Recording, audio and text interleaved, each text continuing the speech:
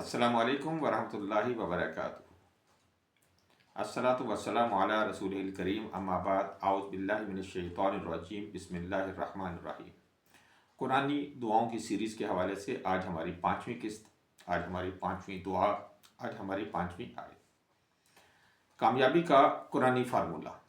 آج ہم آپ کو بتائیں گے کہ کامیابی حاصل کرنے کے لیے، خصوصاً ایسے وقت میں جب آپ بہت کٹھن حالات سے گزرے ہوں، جب آپ جنگی حالات میں ہوں، جب آپ پر ظلم ہو رہا ہو اور آپ کسی جبر کے نیچے ہوں، تو ایسی صورت میں قرآن پاک آپ کو کیا فارمولہ دیتا ہے، آج ہم اس پہ بات کریں گے۔